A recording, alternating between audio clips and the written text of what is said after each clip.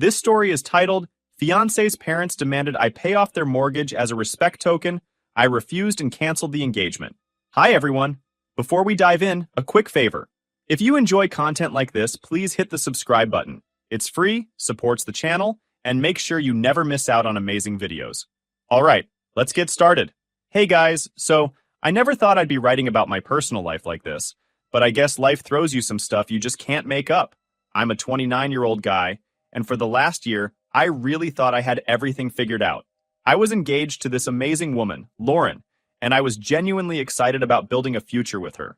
We met through mutual friends at this game night thing a couple of years ago. She was funny, smart, and honestly just really easy to talk to. We started dating, and everything just felt right. Like we didn't have a ton of drama, and we had similar goals. Getting a house someday, having kids, traveling, all the stuff you dream about when you're in that honeymoon phase of a relationship. After a year of dating, I proposed. I kept it simple, nothing crazy. Just the two of us at the park where we had our first date. She cried and said yes. It felt perfect. For the first few months, things were great. We were talking about wedding venues, food, colors, all the usual stuff. Lauren's parents, James and Patricia, were super involved from the start. They were those very opinionated types, but I figured, hey, it's their daughter's wedding. They're allowed to have some input. James, her dad, is one of those guys who acts like he's always the smartest person in the room. He's retired now, but he worked in finance for years, so he loves throwing around terms like return on investment, even when they don't apply. Patricia, her mom, is super particular about appearances. Everything has to be just right, or she'll make a passive-aggressive comment about it. At first, it was just small stuff. James didn't like the venue I suggested because it was too far from their friends, and Patricia had a lot to say about the catering option. I figured it was normal future in-law stuff, so I let it slide. Lauren seemed to take their side more often than not, but I told myself it wasn't worth fighting over. Then things started to get weird. Patricia started making these little comments whenever wedding expenses came up. Stuff like, well, traditionally, the groom's family pays for the wedding, right? Or, a real man shows he can take care of his bride's family. I thought she was joking, but since she kept saying it, it started to feel less like a joke and more like a hint. I was already covering most of the costs. Lauren and I had agreed that I'd handle the venue and catering, which were the two biggest expenses. Her parents were supposed to pay for the flowers and decorations, but even that turned into a whole thing. Patricia kept suggesting upgrades that were way over budget, and when I pushed back, she'd just sigh and say, I guess we'll make do. Still, I told myself it wasn't worth making a big deal over. I loved Lauren, and dealing with her parents was just part of the package, or so I thought. Now here is what happened a couple of weeks ago.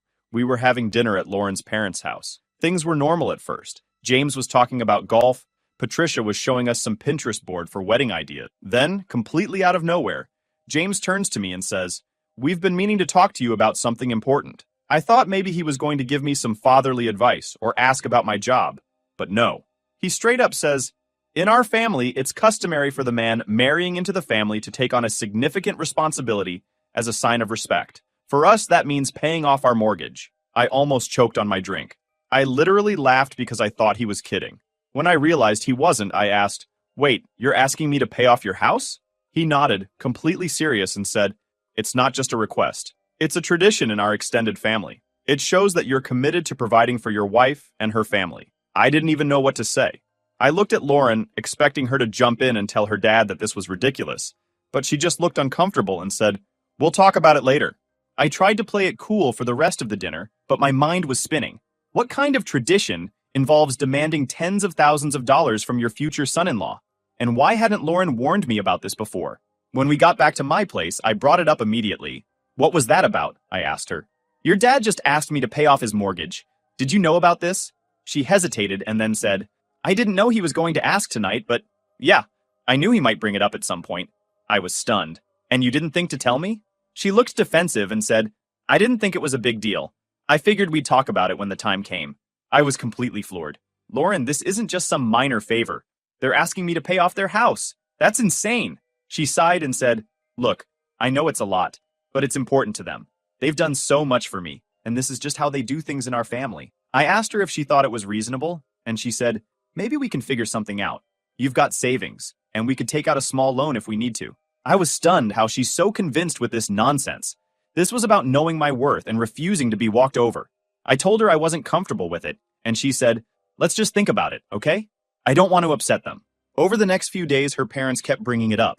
Patricia would drop little comments like, "It's a small price to pay for joining the family," and James started acting like it was already decided. One night, James invited me to meet him at a cafe to talk it over. When I got there, he had a whole folder of paperwork, mortgage statements, payment schedules, even a breakdown of how quickly it could be paid off if I made large lump sum payments.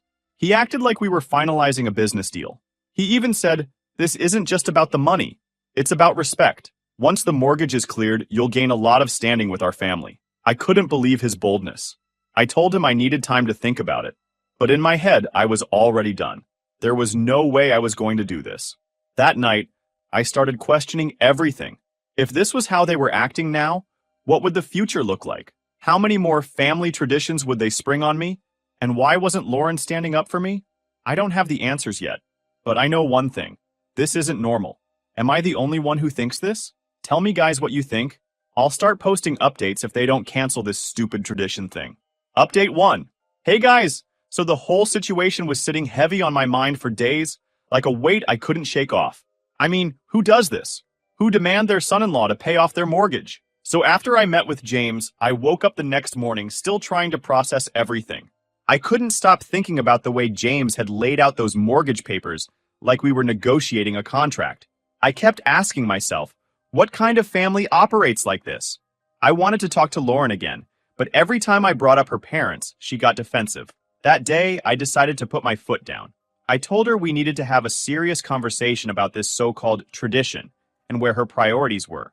When we sat down to talk, I started with, "Look, I need to understand something. Do you really think it's okay for your parents to expect me to pay off their mortgage?" Lauren didn't answer right away.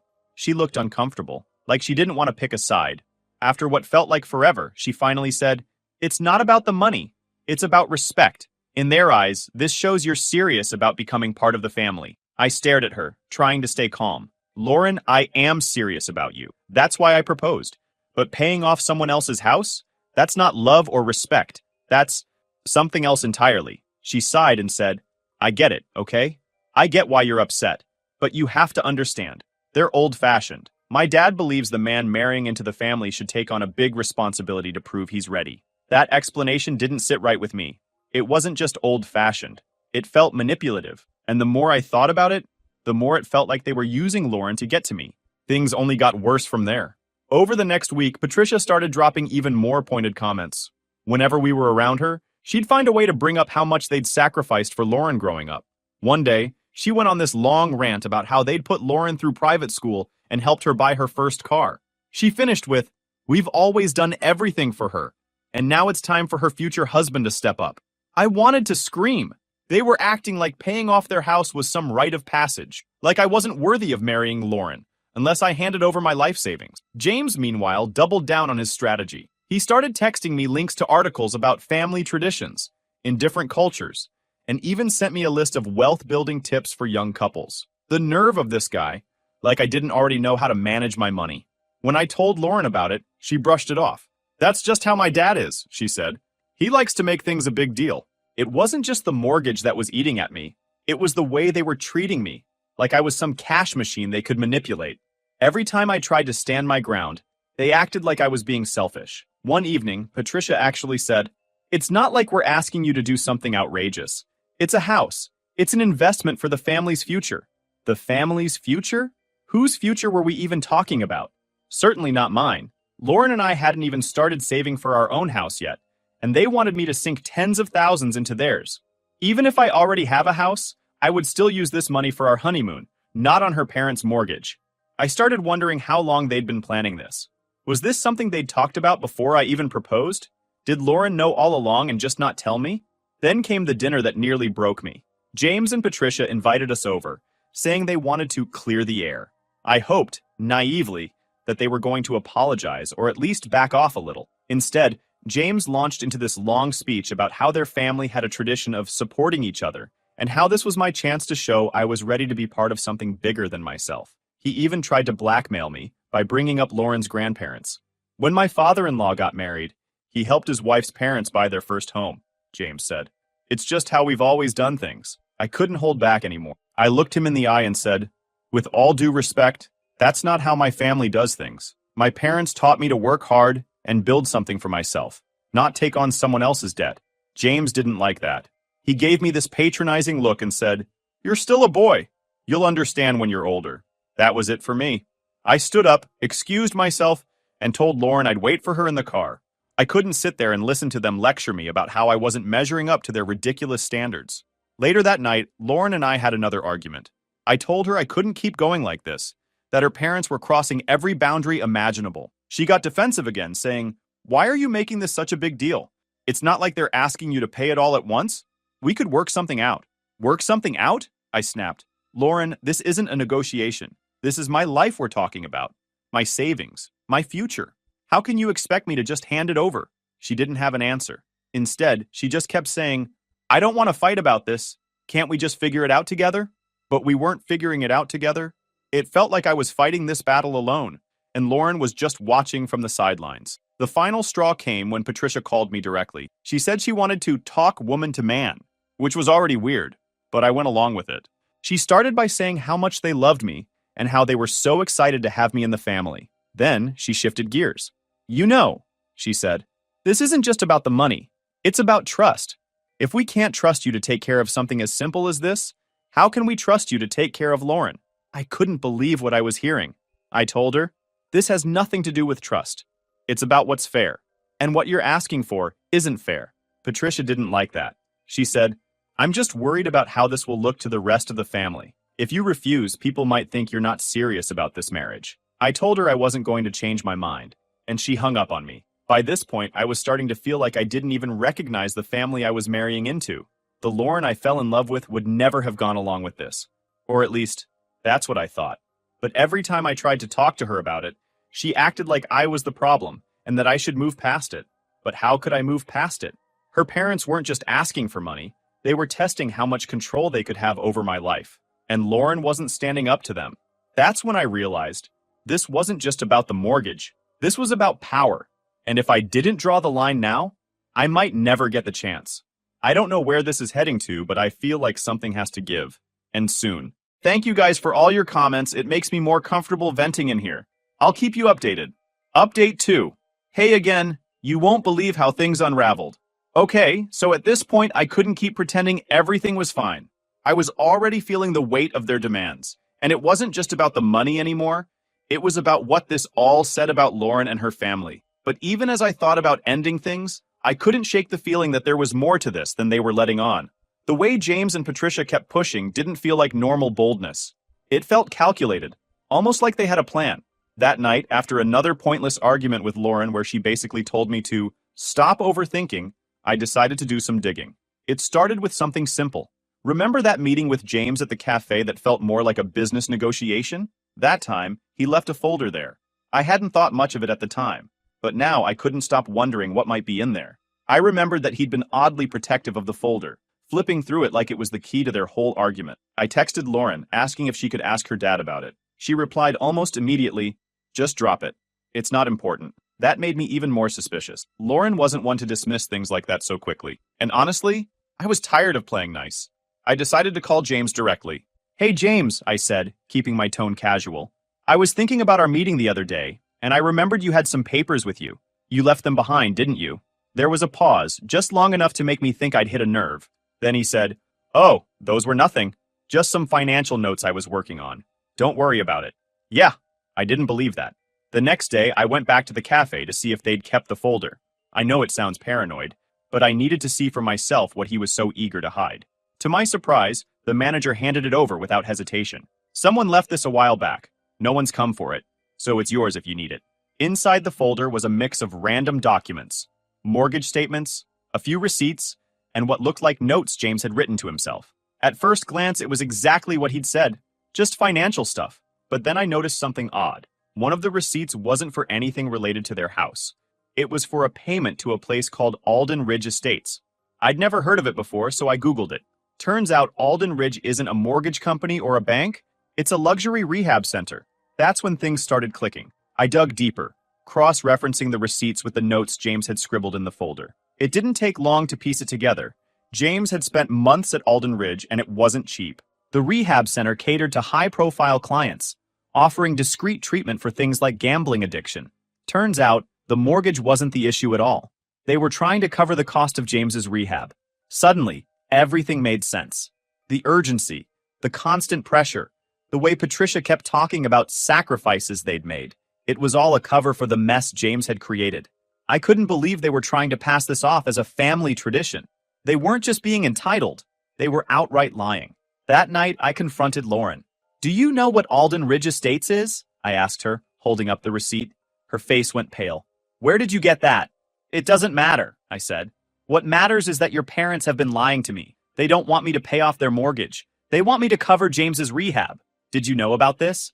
Lauren didn't answer right away. She just stared at the receipt like it was going to disappear if she looked hard enough. Finally, she said, "I didn't think you'd find out like this."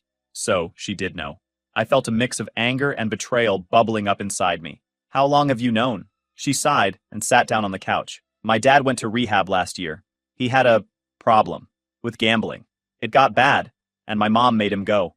But the bills were more than they expected, and now they're trying to figure out how to pay it off. And they thought the best solution was to con their future son-in-law into covering it? It's not like that," she said quickly. "They didn't mean to lie. They just didn't know how to ask for help." "Help?" I repeated, almost laughing. "Lauren, they've been working the guilt card on me for weeks. They've called me disrespectful, questioned whether I'm serious about this marriage, and even tried to frame it as some kind of tradition. That's not asking for help. That's straight-up manipulation." The more we talked, the more frustrated I became. Lauren kept defending them, saying things like, "They're just under a lot of stress," and "They didn't mean any harm." But harm or not, the fact remained. They had lied to me. I asked her why she didn't tell me the truth sooner, and her answer made my blood boil. "I didn't think it mattered," she said. "I figured you'd say no anyway, so why bring it up?" It didn't matter? This wasn't a small misunderstanding. This was a calculated effort to deceive me into taking on tens of thousands of dollars of debt to clean up after James. I couldn't pass the thought that they hadn't just lied to me. They'd tried to control me. They wanted me to feel obligated to them, like I owed them something just for being part of their family. And Lauren, instead of standing by me, had been complicit in the whole thing. The day after I found out their mess, I knew I couldn't ignore this any longer. I needed to make a decision about what kind of future I wanted, and whether Lauren and her family had any place in it. The next day, I called my dad to tell him what was going on. He listened quietly as I explained everything, and when I finished, he let out a long sigh. "Son," he said, "this isn't just a red flag. This is a giant billboard telling you to run. They're not just trying to take advantage of you, they're trying to control you. And if you give in now, it's only going to get worse." He was right. Deep down, I already knew that, but hearing it from someone else made it real.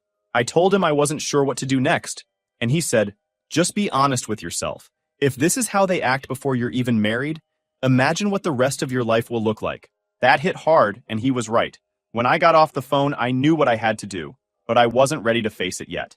I needed to figure out how to approach Lauren and her parents without letting my emotions take over. For now, one thing is clear. I can't let this go. This isn't just about the money anymore. It's about trust. And once trust is broken, it's almost impossible to get it back. Update 3. Okay, folks, I'm back with the update you all have been waiting for. So after sitting with everything for a day, I knew I couldn't delay any longer. If I didn't confront them now, I'd be sending a message that I was okay with how they'd treated me, and I wasn't. Not even close. I called Lauren that evening and told her we needed to have a serious talk. Not just the two of us, but with her parents too. She sounded hesitant, almost annoyed, but she agreed. "Fine," she said, "but can we at least try to keep it calm? I don't want this to turn into a fight." That made me laugh bitterly. "Lauren, your parents have been lying to me for weeks. I think I'm allowed to be upset." The next night, I showed up at James and Patricia's house. Lauren was already there, and she looked nervous, like she was bracing herself for what was about to happen. James greeted me at the door with his usual fake smile, and Patricia gave me one of her overly sweet, condescending, nice-to-see-you comments. I didn't waste any time. Once we were all sitting in the living room, I said, "We need to talk about this mortgage, or whatever you want to call it." James gave me a confused look, but I could tell it was just for show. "What's there to talk about?" he asked, leaning back like he had nothing to hide. I pulled out the receipt from that Alden Ridge Estates and set it on the coffee table. "How about the fact that this has nothing to do with a mortgage? You've been lying to me, and I want to know why." Patricia's face went pale, and for the first time since I met James, he looked genuinely caught off guard. He leaned forward, squinting at the paper, and then glanced at Lauren. You told him? Lauren shook her head quickly. No, he found it on his own. I couldn't believe what I was hearing. So, you knew she wasn't going to tell me, and you were okay with that? Do you even realize how insane this is? James cleared his throat, trying to regain control of the situation. Look, he said, I don't know what you think you figured out, but this doesn't concern you. I laughed. It doesn't concern me? You've spent weeks trying to guilt me into paying off tens of thousands of dollars in rehab debt, and you think it doesn't concern me? Patricia tried to jump in. It's not what you think, she said quickly. We were going to tell you eventually. We just didn't want you to get the wrong idea. The wrong idea? I repeated. The only idea I have is that you're willing to manipulate and lie to me to cover up your mess. And you were going to let me start my marriage under false pretenses. Do you realize how messed up that is? James's fake calm started to crack. You don't understand what we've been through, he said, and started yelling. Do you think I wanted to go to that place? Do you think it was easy for us to deal with this? I did it for my family. And now you're trying to make me pay for it, I shot back. You didn't even give me the choice. You just decided I was going to foot the bill and pretended it was some family tradition. How do you justify that? James didn't answer, but Patricia wasn't done. We've given Lauren everything, she said, her voice trembling like she was about to cry. Private school, a car, a college education. Do you know how much we've sacrificed for her? And now, all we're asking is for a little help in return. Help! I snapped. You didn't ask for help. You demanded it. And you tried to guilt me into thinking it was my responsibility. That's not asking for help. That's manipulation. Lauren finally spoke up. Can we all just calm down for a second? This isn't helping anything. I turned to her, feeling a mix of frustration and disbelief. Lauren, why the hell are you still defending them? They've lied to both of us. How can you be okay with this? I'm not okay with it, she said quietly. But they're my parents. I can't just turn my back on them. Her words hit me harder than I expected. I understood that family loyalty was important, but there had to be a line. And it was clear that Lauren's line was a lot further out than mine. James, meanwhile, wasn't done trying to justify himself. You're acting like we're some kind of villains, he said, his voice full of self-righteousness. But we're just trying to do what's best for our family. And if you're serious about being part of this family, you should be willing to step up. I was baffled by the audacity. Yeah, pay for him. And then what? I get the prize of being the groom of the year? I looked at him. You don't get to decide what's best for me, I said. And if this is what being part of your family looks like, I want no part of it. Patricia gasped like I'd slapped her, and James's face turned red with anger.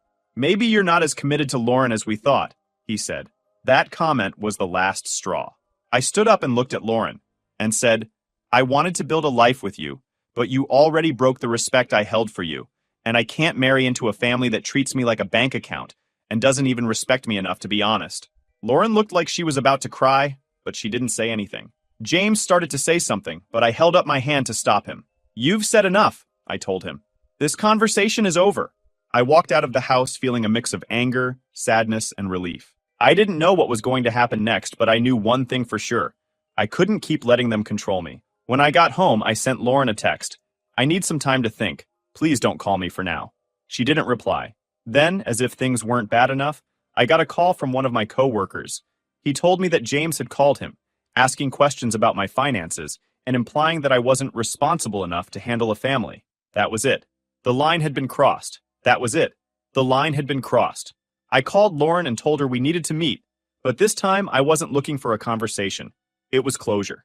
I'd given her parents far more chances than they deserved, and Lauren had done nothing to stand by me. She broke my trust, and there was no coming back from that. When we met up, I didn't sugarcoat it. We're done, I said, cutting straight to the point. She started defending her parents again, but I cut her off. Forget them for a second. This is about us. And right now, it feels like I'm standing alone while you're backing them up. I can't build a life like that. She looked stunned, her voice trembling as she said, I never wanted it to be like this. Well, this is where we are, I replied, standing up. And one more thing. Tell your parents to leave me alone. No more calls, no more voicemails, no more rumors. I'm done with this circus, and I'm done with you. Her eyes filled with tears, but she nodded quietly. I'm sorry, she whispered. I glanced at her and walked away without looking back. And that wasn't just the end of our relationship. It was me finally taking back my peace. But I know her parents won't stay quiet. Final update. Hi everyone, thanks for following along. This will be my final update, And honestly, I wish it ended on a quieter note. So I walked away from Lauren that night feeling like I'd made the hardest decision of my life, but also the right one. What I didn't realize was that her family wasn't about to let me go quietly. The next day, I started getting texts from unknown numbers. The first one was short and vague. "You'll regret this." I didn't think much of it, figuring it was some spam message. But then another one came, and this one was more direct. "You don't just walk away from family obligations." It didn't take a genius to figure out who was behind it. I ignored the texts at first, but they kept coming. James and Patricia were relentless, and they weren't even trying to hide it. One message said, "You're making a mistake you'll regret for the rest of your life." Another one accused me of being selfish. "You clearly don't know the meaning of family if you can't handle this responsibility." I blocked the numbers, but that wasn't enough to stop them. Patricia started leaving voicemails instead, hinting that they were considering taking legal action against me for wasting their time and money. It was like they were trying to wear me down, hoping I'd cave just to make it all stop. So, I called my lawyer that same day to ask if there was anything I could do to make it stop. The lawyer told me to keep a record of everything: texts, voicemails, emails, anything that could be used as evidence if things got worse. He also suggested sending a formal cease and desist letter, which I did. For a few days, things were quiet. I thought maybe they'd finally gotten the message and decided to back off. But then Patricia took things to a whole new level. She started posting about me on social media. Some vague stuff like, "Some people just don't know how to honor commitments," but it quickly turned into full-on attacks. She wrote a long post accusing me of leading Lauren on, wasting their family's time and money, and refusing to do the right thing. The comments on the post were a mix of sympathy for her and confusion from people who knew me. A few mutual friends reached out, asking what was going on, and I had to explain the whole mess. One friend said, "Man, she's making you sound like the worst person on the planet. But anyone who knows you knows this is total BS." That helped a little, but the damage was already done. Patricia's post had been shared dozens of times, and it felt like the whole world was suddenly weighing in on my private life. Meanwhile, Lauren stayed quiet. I thought maybe she was finally starting to see how toxic. By this point, I was completely drained. The constant harassment, the social media attacks, the guilt trips, it was like they were trying to break me down piece by piece. But instead of making me reconsider, it only solidified my decision. I realized I didn't just step away from trouble, I escaped a sinking ship. If this was how they acted when I said no to one demand, how would they have treated me over the course of a lifetime? The fallout was messy, but eventually it started to fade. The social media posts stopped, the texts and voicemails slowed down, and I started to feel like I could breathe again. Lauren and I haven't spoken since that last meeting, and honestly, I don't care to. She made her choices, and I made mine. I'm not wasting another second on someone who couldn't stand by me when it mattered. If she wants to sit with her parents and justify their nonsense, that's her problem, not mine. Life moves on, and so do I. James and Patricia taught me that lesson the hard way. Looking back, I wish I'd seen the red flags sooner, but I don't regret standing my ground. If there's one thing I've learned from all this, it's that setting boundaries isn't just important, it's necessary. And as much as walking away created damage, I know I made the right choice. Because in the end, no relationship is worth sacrificing your self-respect. I'll never forget the lessons I learned from Lauren and her parents, but I won't let them define me either. Life's too short to spend it tied to people who only see you as a resource. So yeah, I walked away from a relationship I once thought would last forever. And yeah, it hurt. But in the end, I came out stronger, wiser, and more confident in what I want for my future. If you've ever been in a situation like mine, where someone tries to control you or guilt you into giving more than you can, let this be your reminder. You don't owe anyone your peace of mind. Trust me, it's worth everything to protect it.